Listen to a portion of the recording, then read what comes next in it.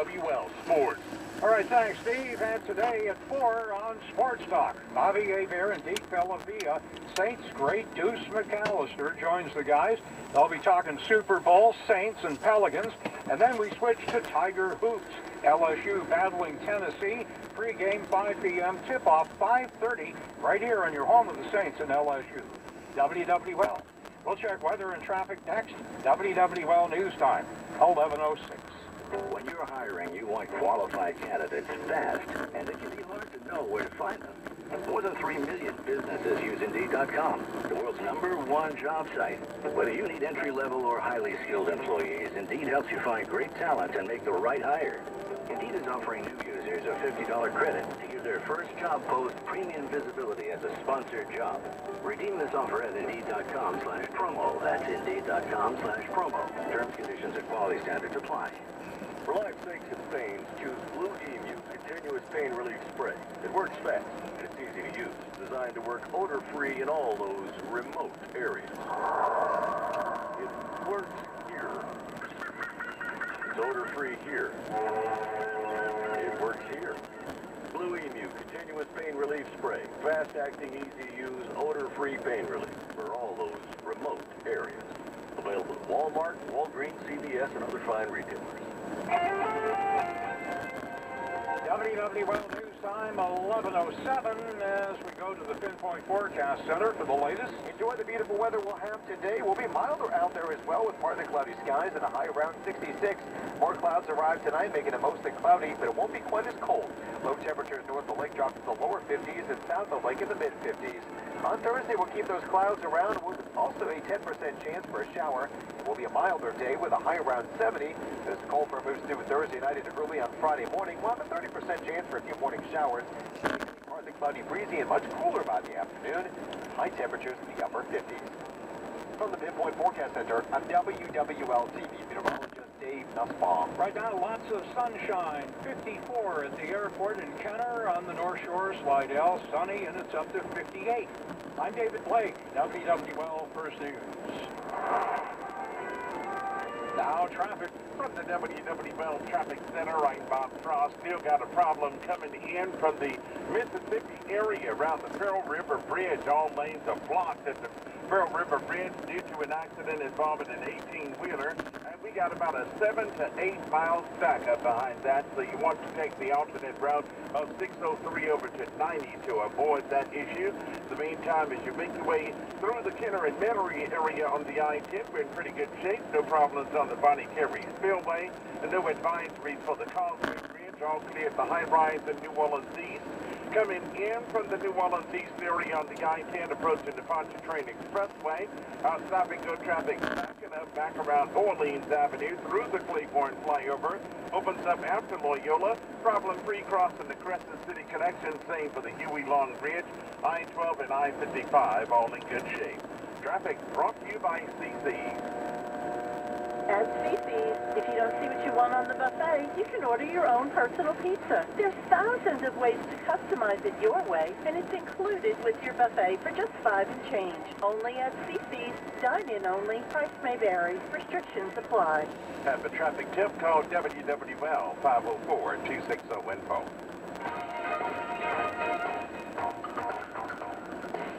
From WWL, the News Talk Sports Leader. It's the Newell Norman Show. Live from our Ladder and Bloom studios in beautiful downtown New Orleans. Time to wake up, people. Let's change the conversation in the Crescent City and our region. Call 504-260-1870 or text 870-870. Now, speaking truth to power, here's Newell. We're back, and joining us this hour is Ron Fauché, political analyst and president of Claris Research Group, and we continue our conversation on the State of the Union address. Welcome to the show, Ron. Well, thank you. You're all happy to be here. So, Ron, I'm sure that you, like everyone else, with bated breath, listened to the State of the Union address last evening by President Trump, and what were your thoughts? Well, certainly watched it. I don't know if my breath was faded or not, but I always watched State of the Union messages, and I thought that was a good one. I thought President Trump did very well.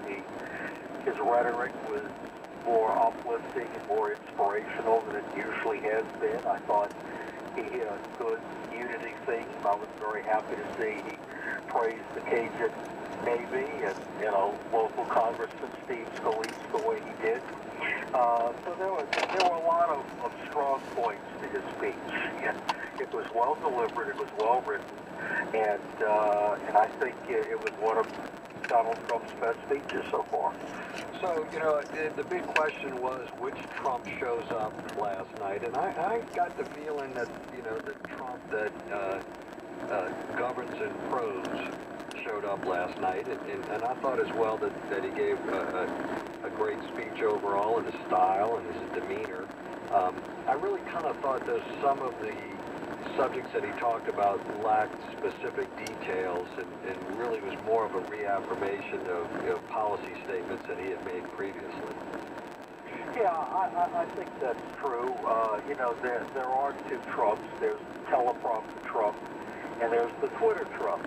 And I think many of Trump's supporters wish the teleprompter Trump, which is what we saw last night, would overcome the Twitter Trump, because he tends to be much better at it. But in terms of some of the issues, one of the things that I think he did effectively was talk about the economy last night, and I think he's really found his voice on that issue. The downside of tying his presidency to the economy is that, it'll rise and fall on the economy, so that if the economy keeps doing well as it is now, it'll be good for it politically, but if not, it won't be. So we'll see what happens. And I think probably the most divisive political issue that he got into was immigration, and it was no surprise. I think everybody expected that, and I think we saw that again. And I also thought the Democrats didn't seem too happy about the speech. They looked like they were awkwardly trying to figure out whether they should applaud or not, and most of them had a pretty sour look on their face. But we often see that in speeches like this, where the opposition party is not happy to be there. They're not happy when the president, whose party they're not a member of, says something that they think is politically effective. Yeah, it just seems mighty awkward to me, and I think a little bit childish not to belabor the point. I mean, if you're all to be the cheerleader for the country as a whole, there obviously were plenty of opportunities during that speech last night that were very nonpartisan statements that people could have stood up and clapped and been part of it. And I just feel, and this goes both ways, because the Republicans have done the same thing under the Obama administration. I mean, it's just, grow up. Absolutely. Right, yeah. No, we see it all the time, and it's just unnecessary. And it's really part of this, deepening divide in American politics, where people feel like if they, show respect for the president, they're endorsing his politics, and it's just not the case, and we need to knock that off. Well, I think you're right. I think he did spend more time talking about immigration than anything else in his speech, and he set out the 4 pillars of the framework of what he says, specifically what he said, these 4 pillars represent a down-the-middle compromise, and one that will create a safe, modern, and lawful immigration system. I didn't get the feeling that that's how the Democrats would characterize that by any stretch of the imagination. No, the Democrats will not see that as down the middle, and when he said that, you could hear a number of them laugh about it. Right. But actually, though, in defense of what the president said on that, and I'm not here to endorse or oppose any policies, but just to sort of analyze the politics of it. But in defense of it, if you look at the policies he did outline, they are not consistent with the mainstream of immigration policies that go back some years. You know, when you look at positions taken by both Democrats and Republicans. What's happened in recent years is that, like everything else, immigration is polarized. And the Democratic position has moved further to the left, and the Republican position has moved further to the right.